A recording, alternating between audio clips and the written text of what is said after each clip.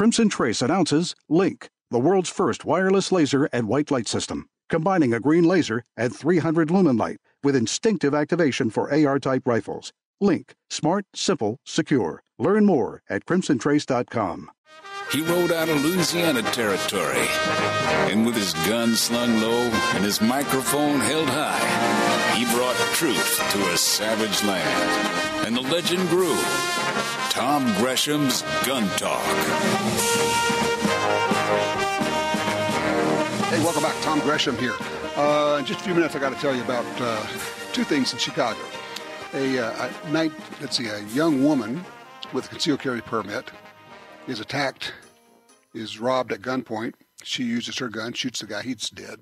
And then we'll contrast that with the anti-gun Chicago alderman who's been charged with extortion. And, the anti-gun alderman, he had 23 guns in his office.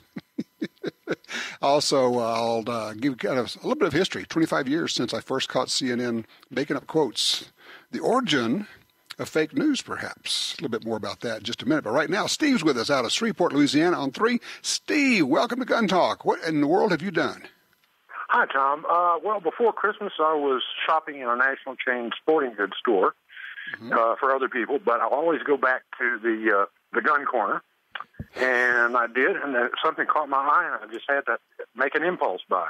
Oh boy! It was a M&P Bodyguard 380 by Smith & Wesson, and their price, the manufacturer's price is about $500. They had been selling it for $400, but it was marked down to $299. Holy cow! With a laser.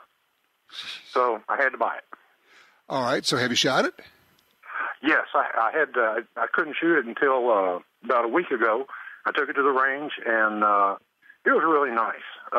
It wasn't difficult to handle. It didn't fly out of my hands, and no misfeeds or anything like that. It was very nice. The laser was my teacher. How so? When I took it home, I dry fired it, and then I turned the laser on and dry fired it, and the laser was wiggling all over the place. Well, it's a defective laser, right? I had to change the way I pulled the trigger, and it worked out just fine.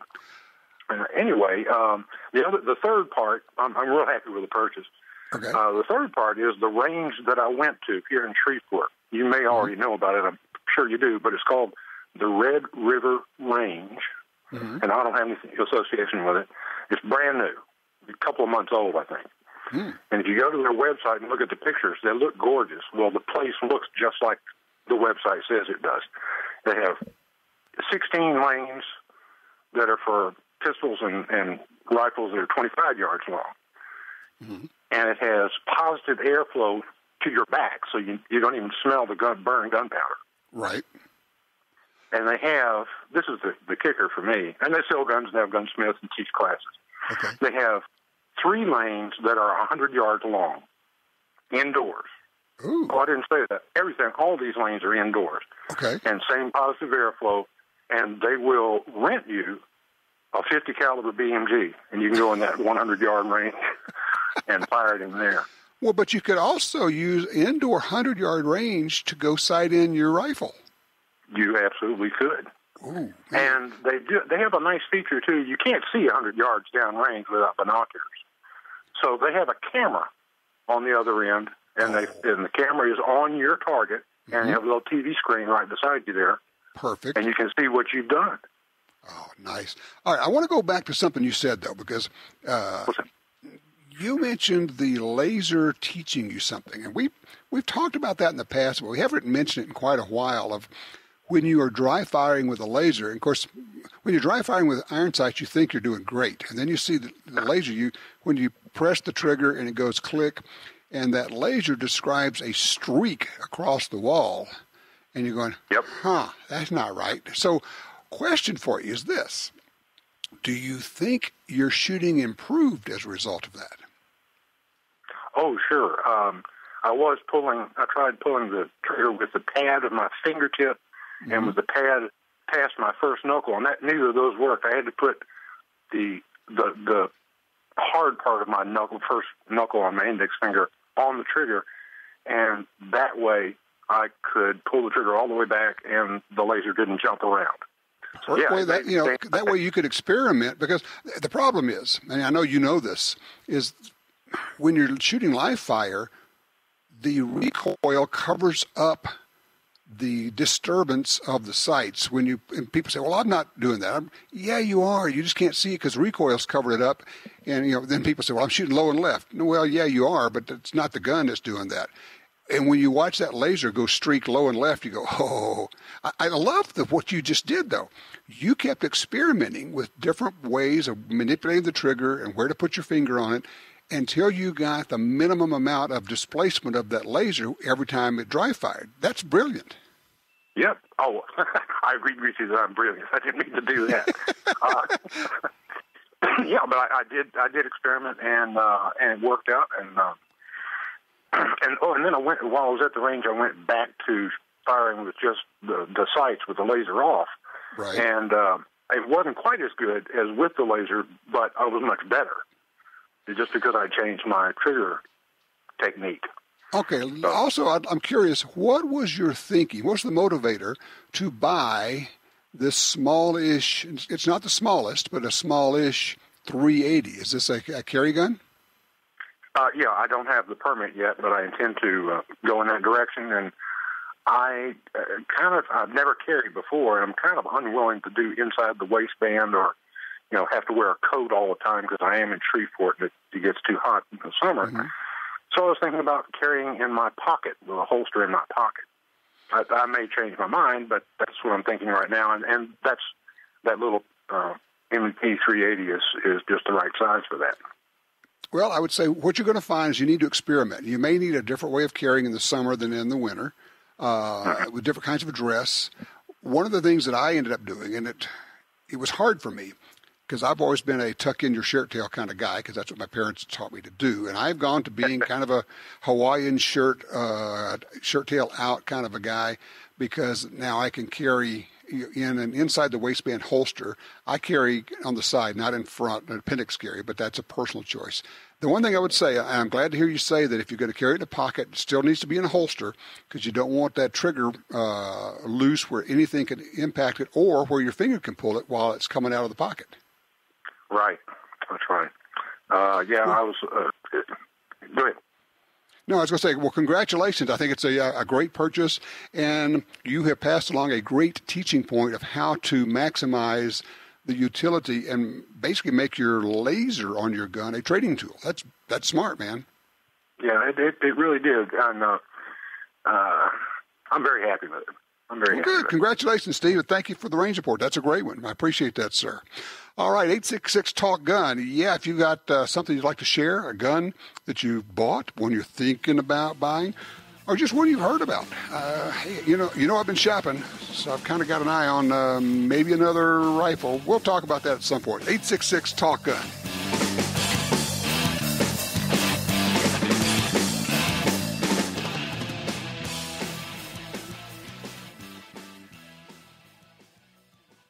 For more than 70 years, Timney Triggers has been enhancing the shooter's experience. Whether it's a local competition, a day at the range, or even the hunt of a lifetime. Setting the standard in aftermarket triggers, Timney is now producing more than 170 models of triggers for bolt-action rifles, shotguns, AR rifles, and semi-automatic rifles. Proudly made in the USA since 1946. Find your new trigger at TimneyTriggers.com. Perhaps more than any other landscape, wetlands embody the life-giving abundance that nature has to offer.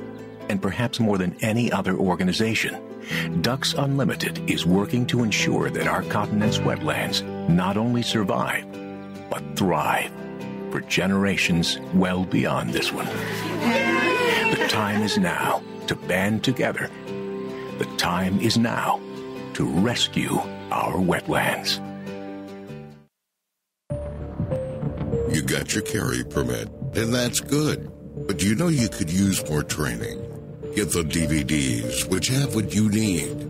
Springfield Armory presents Concealed Carry 1 and Concealed Carry 2 with Bata Group. Learn specific concealed carry skills from Top Gun fighting trainers. Get trained Be prepared. This really is life and death. ShopGunTalk.com. That's ShopGunTalk.com. Want great deals on guns, ammunition, and gear? Download the free Gundealio app today. With Gundealio, you can search for deals, listen to the Gun Talk podcast, watch gun videos, read gun news, and get notifications right to your phone about deals and special offers. Save money on the products you want from the companies you love. New deals, discounts, and rebates added daily. Gundealio, available for free in the App Store and Google Play.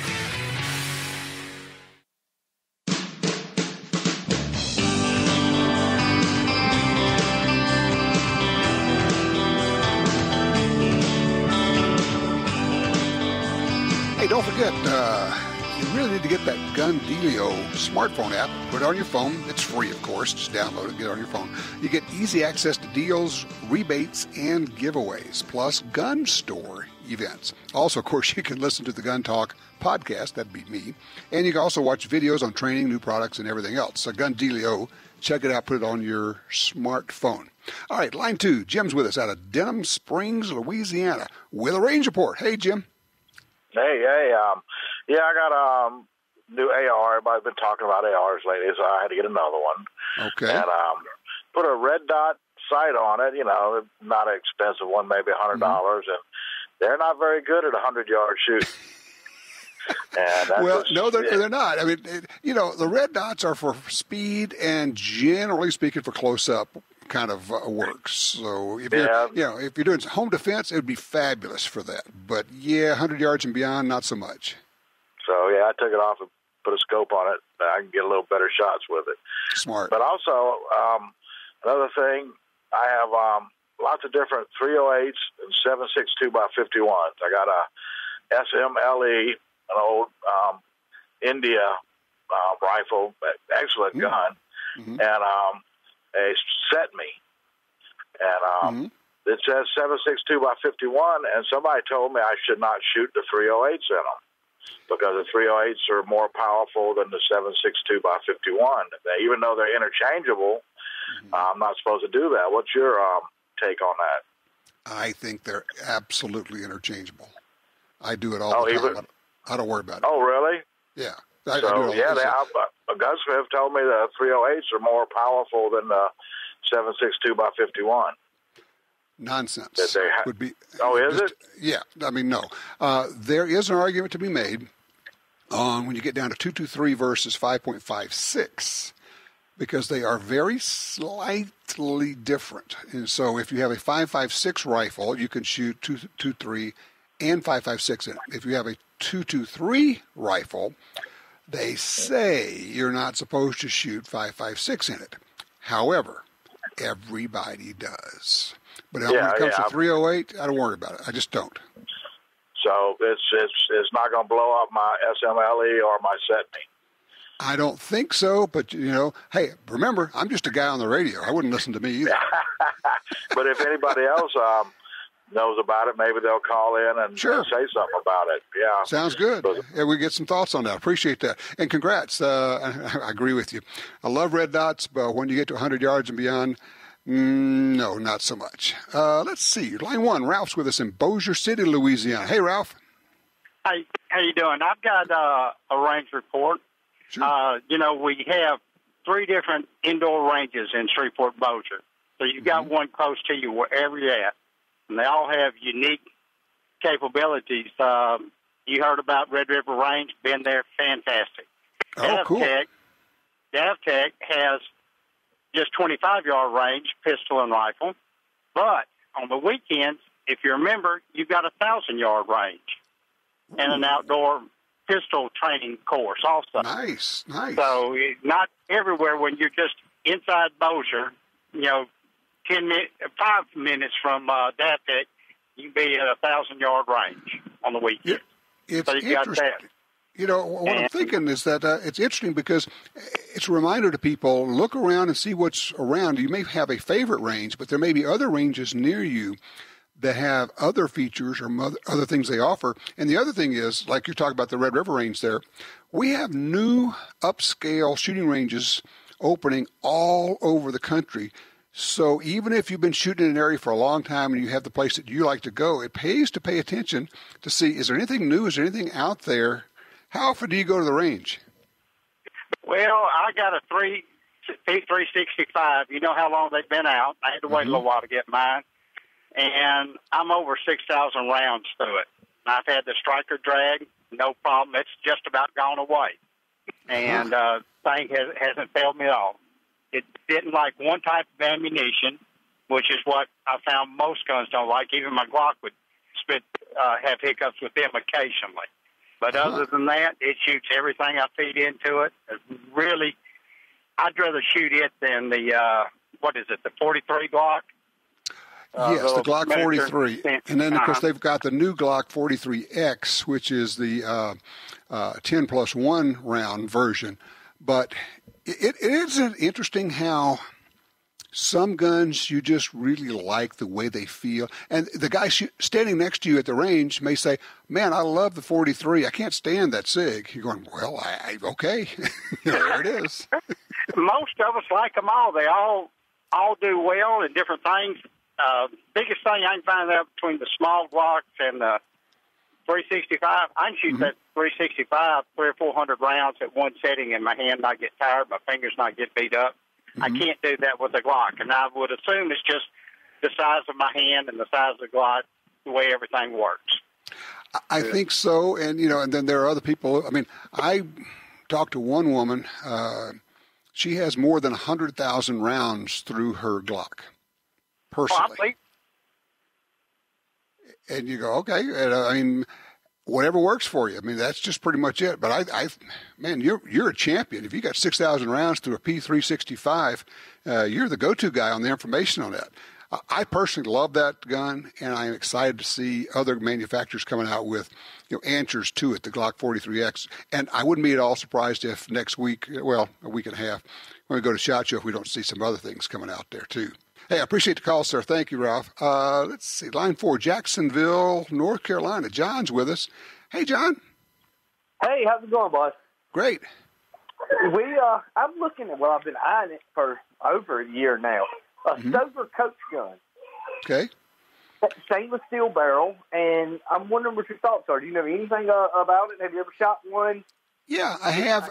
The question would be, why double barrel? What? Because it looks cool. I mean, you know what? That's an honest answer, man.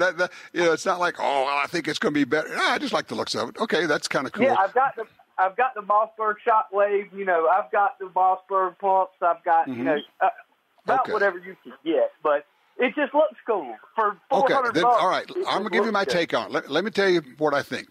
I think if you like the looks of it, you think it looks cool, you ought to get it. But I would not make it my primary home defense gun simply because it has only 2 shots.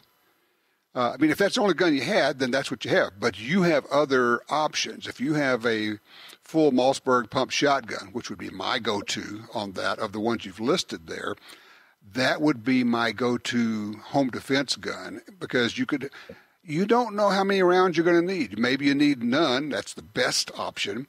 But if you need one more than what you have in that Coach gun, man, that's going to be rotten.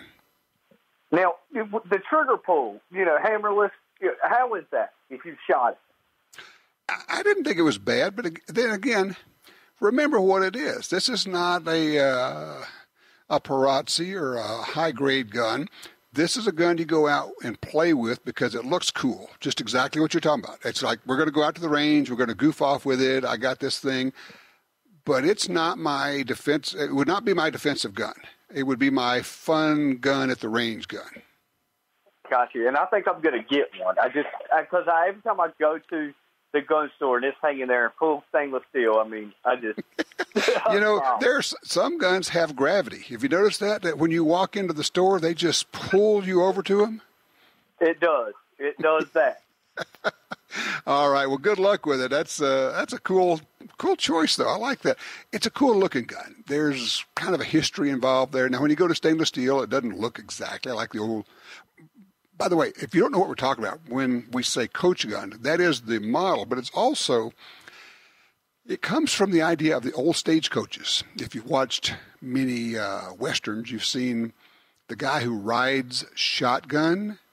You got the driver and then the guy sitting next to him with his shotgun. Okay, so that's a coach gun. And the phrase ride shotgun comes from that. When somebody, remember when you're teenagers and you run around and I got shotgun, well, that's the person who sits in the passenger seat up front. That would be where if you were on a stagecoach, the guy who is riding shotgun, sitting up there with a shotgun to ward off bandits and whatever. And the thing is, I don't know if that was ever really a thing. Some of the things we think we know, we got out of movies, and we don't know if it really was historically true or was it accurate. Did that ever actually happen? I don't know. Were there really people who rode shotgun? Interesting idea. Let's see. Here's something new. New product. 6 Hour released the 6 Hour pivoting contour brace accessory to be included with variants of the SIG MCX and SIG MPX series rifles and available for purchase separately as accessory. It is a folding arm brace, if you will, for your either SBR or could be, I guess I have to check. Can you put this on your AR pistol? I think probably you can. I have to check on that. Very interesting. Oh, by the way, that's one of the things that the Democrats have included in their latest assault weapons ban. Folding stocks. Really? Yeah. It's a wish list. It's everything. We want to ban everything. We'll see what we can get away with. All of this kind of stems out of the 1994 assault weapons ban, the so-called assault weapons ban, which was passed and then it sunsetted. It went away 10 years later, 1994 to now. Let's see, that would be 25 years. That was also when I caught CNN literally making up quotes for ATF spokesman. And when I contacted the spokesman and actually talked to him, he says, I've never talked to anybody at CNN. And if I had, I would have told him the exact opposite. Was that the start of fake news? I don't know, but there sure has been a lot of it since then. 866 Talk Gun. When we come back, an important book from an important researcher. You don't want to miss this.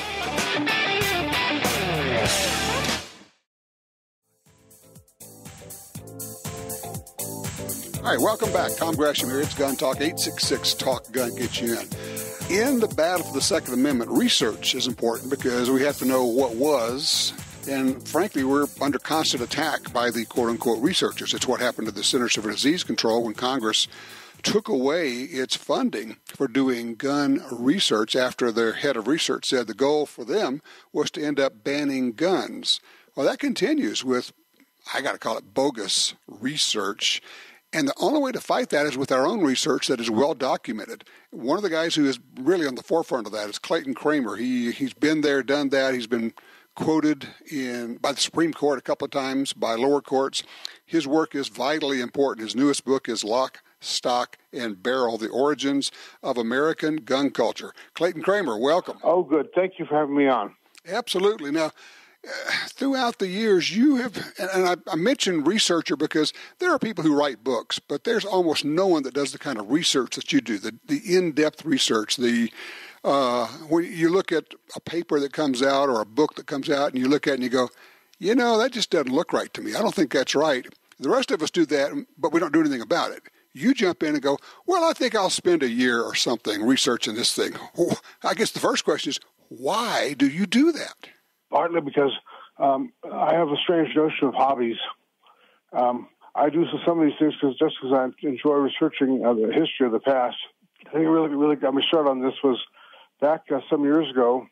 In 2000, there was a book came out called Arming America by a guy named Michael Belial. He was a professor at Emory University, which is one of the prestigious universities in the United States. He claimed that there were almost no guns in America before the Civil War. Americans almost never hunted, even out on the frontier. And that Americans, to the extent they had an opinion about guns, hated guns. This seemed like a rather bizarre claim because I had just spent several months researching my master's thesis in history, examining concealed weapon regulation, and I knew this was clearly wrong. So after a fair amount of work, I managed to persuade enough other historians that there were things wrong with his claims, like the fact that when he looked up the things that he was quoting, he often had changed the text to reverse the meaning of what they had said. In many cases, he gave sources that, in fact, said nothing on the subject at all. And let me jump in here, Clayton, because what people need to understand is this book by Belial was lauded, applauded, and actually awarded. He got the famous and very prestigious Bancroft Award for this book, and the media went crazy and said, see, there really is there was no gun culture. This whole idea that America was built on firearms and it was an important part of our history is not true. And the background on that, the reason for doing all of that was to say, this is a modern affectation. And, just as, when we say it's modern and it's new, we don't need to adhere to this concept of the Second Amendment. I mean, in essence, right. I would offer this was really an assault on the very idea of the Second Amendment, was it not? Yes, Belial's argument, and this is one that the judges were beginning to accept and put into their decisions, was that the notion of an individual right to keep and bear arms clearly could not have been intended because the Second Amendment was written at a time when gun ownership was very, very rare. Okay, so you look at that and say, that doesn't make any sense, and you start digging into it, and you were, frankly, responsible for what happened to Belial. Explain what happened to him in this book. I raised the question with his dean that there was some problems with his claims, and informed also the Columbia University, which grants the Bancroft Prize. Examination of his claims revealed that they were largely false. And not just that he had misinterpreted the data, but that he had created his own data. I mean, you're welcome to have your own opinions about why things happen, but you're not welcome to your own facts. He made it up, really, is what it amounted to. Yeah, I mean, a lot of it he just made up. So anyway, eventually, Columbia University withdrew the Bancroft Prize that had awarded him. First time they had ever done that in the entire history of the prize. And they asked for their $4,000 in prize money back. His employer, Emory University, because there was such a stink about the fact that raised by myself and a few other academics, they appointed a nationally known panel to look into the claims, and they rather politely said, he's a liar. At the end of the semester, he retired and now works as a bartender. No, really? Yep. He went from being a tenured professor of history to bartender. Yeah, and all because he made up this data with an eye toward we must destroy the Second Amendment. So now we have this brand new book of yours, Lock, Stock, and Barrel, The Origins of American Gun Culture. And it would have been fine to just kind of let that thing lie with Belial, but then somebody else popped up and published a book that basically is parroting a lot of the same things that he did. And I think at that point you probably said, okay, guys, I'm going to have to go actually document what was. So who is this other, again, air quotes, researcher? She has a PhD in history from Yale University, so certainly she should know something about how to research history. Her book is called The Gunning of America, and it basically makes the same claim. She starts out by telling us that what drove her to write the book was what had happened in Newtown, which, of course, is in Connecticut, not far from where she lives. And the book makes the claim that, again, there was really no gun culture in America. Buried in one of the endnotes of that very first chapter, she basically says that there were some questions about some of Belial's statistical techniques, but essentially she believes he was right. She has apparently no awareness that he was utterly discredited and effectively voted off the island by the other historians.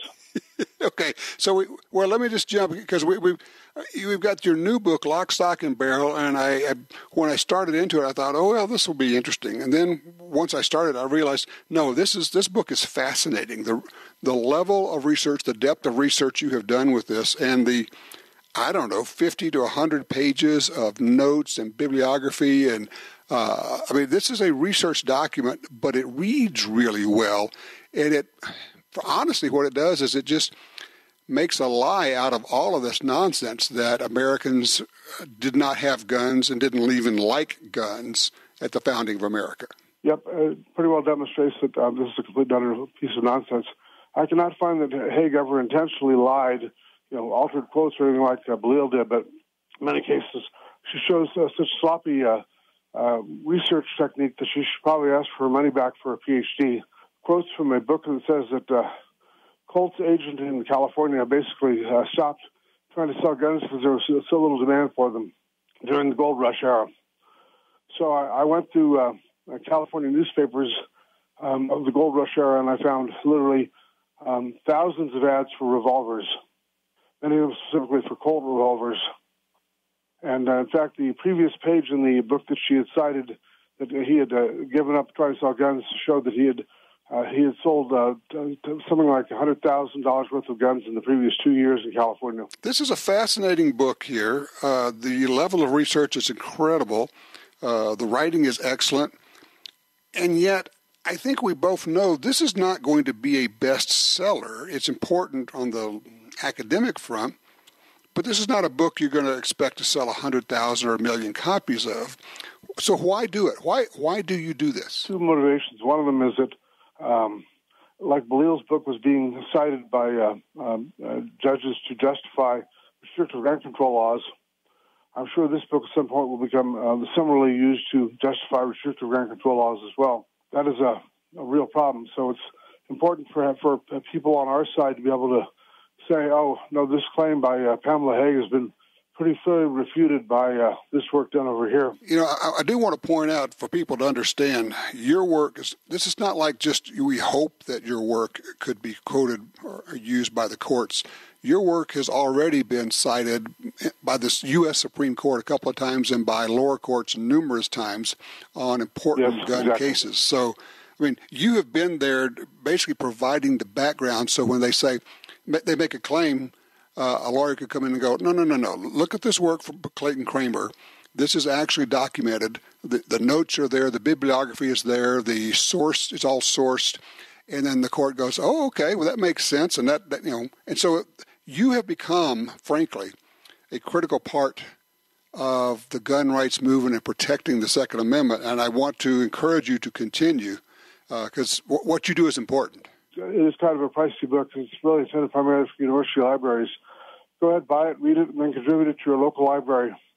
Because some researcher somewhere is going to, maybe 10 years down the road, is going to be writing a paper about the evils of guns or something like that. They'll run to my book and they'll say, wow, this is something I did not know. You know, I love that idea. Buy the book, read the book, and then give it to your local library. And if you don't feel like you don't have time to read a book, just buy it and give it to your library. And also, you'll be able to take a charitable contribution deduction for the value of that book. Okay. The book is titled Lock, Stock, and Barrel, The Origins of American Gun Culture, and it's by Clayton E. Cramer. Clayton, thank you again for spending time with us, but more importantly, thank you for your really important work. Glad to help. All right, that was fascinating. Clayton Cramer, of course, one of the key researchers on the Second Amendment. We'll be right back with more Gun Talk. When the U.S. military's elite units and law enforcement agencies across the globe demanded innovation and reliability, they didn't settle. They chose Sig Sauer. When world champion professional shooters demanded precision accuracy, they didn't settle. They chose Sig Sauer. So it's no surprise more and more civilian gun owners are refusing to settle for anything less. They're choosing Sig Sauer firearms, ammunition, electro-optics, suppressors, air guns, and training. Sig Sauer. Never settle. Tired of searching the web for the best deals on guns, ammunition, and gear? Download the free Gun Dealio app today for deals and discounts right at your fingertips. Handguns, rifles, shotguns, ammo, optics, lasers, gun safes, targets, gun cleaners, grips, slings, and much, much more. Save money on products you want from the companies you love. New deals, discounts, and rebates added daily. Gun Dealio, available for free in the App Store and Google Play. This land, once wild and free, fades now from our memory. But I remember what it was like, what we were like, what we are capable of when we band together. Perhaps more than any other landscape, wetlands embody the life-giving abundance that nature has to offer. And perhaps more than any other organization, Ducks Unlimited is working to ensure that our continent's wetlands not only survive, but thrive for generations well beyond this one. These natural wonders are where waterfowl begin their cycle of life, where the deer and the antelope play, and where we, the people, gather together to see and share what makes the outdoors so great. The time is now to band together with organizations like Ducks Unlimited. The time is now to rescue our wetlands.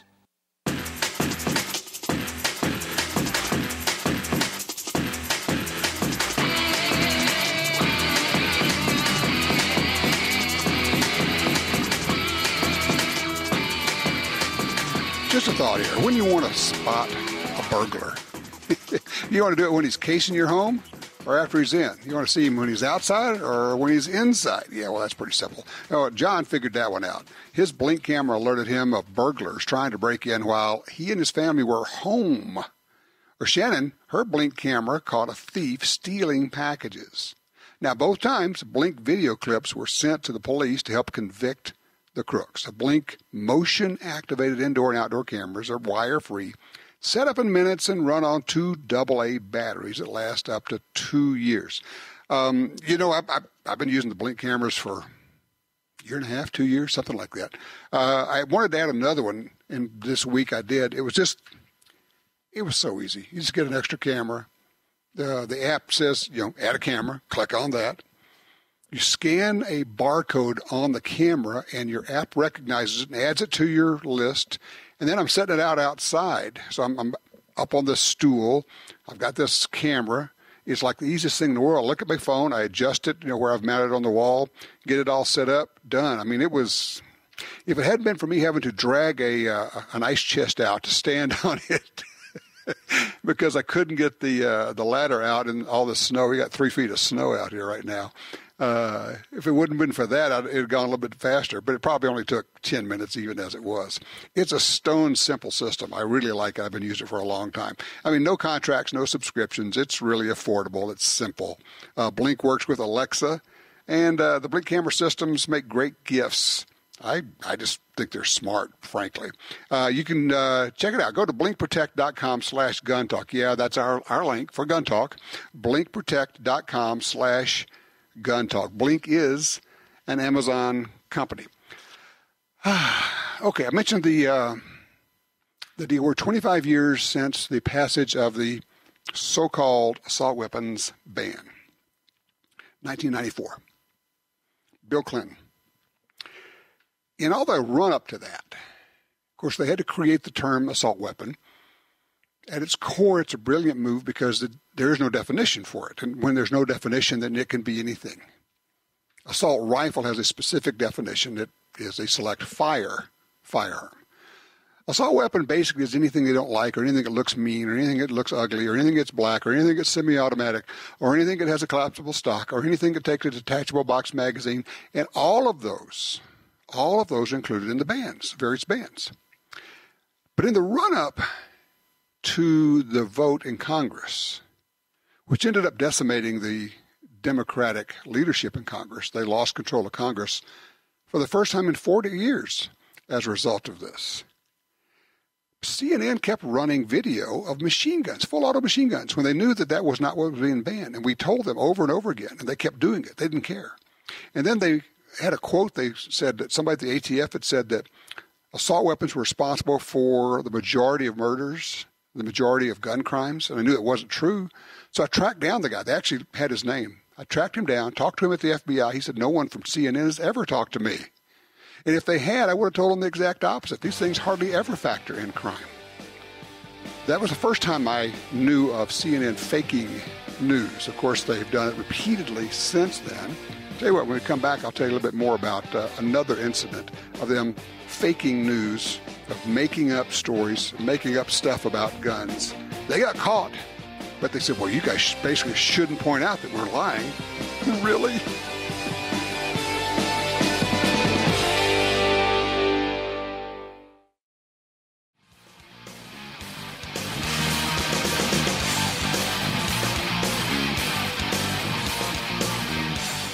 Oh, just what we do around here. During the break, I'm watching video of Jerry Michalik, the amazing shooter. I mean, truly beyond gifted, talented. Of course, works hard to be a really good shooter. But he was kind of doing a thing about bump stocks and how maybe you don't really need a bump stock to shoot quickly. So he's shooting his AR, and he's got 3 different targets set up, right? 3 different cardboard targets. And, I mean, the bottom line of it is Jerry, from the beep with response time now. So this is response time built in. 3 targets, 2 shots each. So reaction time, then 2 shots, 2 shots, 2 shots, all on target in 0.9 seconds. 6 shots, 3 targets, including reaction time, in less than a second. No, the gun guys don't care about that. I mentioned that CNN's been faking news for a long time. And I caught them making up quotes 25 years ago, attributing them to an ATF agent, officer, saying that he said that so-called assault weapons were responsible for a large percentage of crimes with guns. And I knew it wasn't true. I tracked him down, talked to him. He said, no one from CNN's ever talked to me. If they had, I would have told them the exact opposite. All right, so fast forward to a few years ago. John Zarella is a CNN reporter. I don't know. I don't want to call him a journalist. I don't know. But he was doing a report from Florida, and they were comparing the power of the assault weapon. And so they had two rifles. Both of them shot 223, right? So same cartridge, shooting the same bullet. And the AR-15 they shot it into cinder blocks. And it just tore up the cinder blocks. They're making rubble out of them. And the other rifle, I can't remember if it was a bolt action, but they're shooting 223, same thing. And they're shooting the cinder blocks with that. And then when you see the cinder blocks, they are utterly undamaged. Untouched. Well, appeared to be untouched. Turns out they actually were untouched. They didn't hit them. They faked the story saying that assault weapons are super powerful and they shoot up these cinder blocks. And if you shoot the same cartridge out of a different rifle, there's no power at all to them. Amazingly, it was like a day or two later, CNN is interviewing Wayne LaPierre, doing a live interview. Thank goodness it was live. It never would have made the air. And he said, CNN needs to fire John Zarella immediately. And they all just lost their minds. He said, look, he's faking news. He's doing this stuff. Anybody that knows anything about guns knows this is preposterous, knows that this is as fake a story as the NBC rockets on the car to make it blow up kind of nonsense. And CNN just went nuts. You can't say that. He's a trusted reporter. Well, it's faking news. Come on. It's fake news. And they continue to do it. They keep repeating the stuff like right now. They're saying, well, the CDC says that more people have died, because of gunshots in this year than ever before. Well, yeah, but when you look at it, what did they do? CNN cooked the books. Well, corrections. The CDC cooked the books because they, for the first time that I'm aware of, incorporated into the whole gun deaths list people who were killed in justifiable homicides, people who were killed by the police, and people who were killed with guns in war. And then they turn around and want to make that the reason that we need to restrict firearms ownership by citizens here because of deaths in war. The CDC should be ashamed. CNN is beyond being ashamed. They revel in their fake news and they don't care that it's fake news anymore. As long as it pushes an agenda, they're good with that. 866-TALK-GUN. Got any examples of that stuff you've seen? And also looking for your rage reports.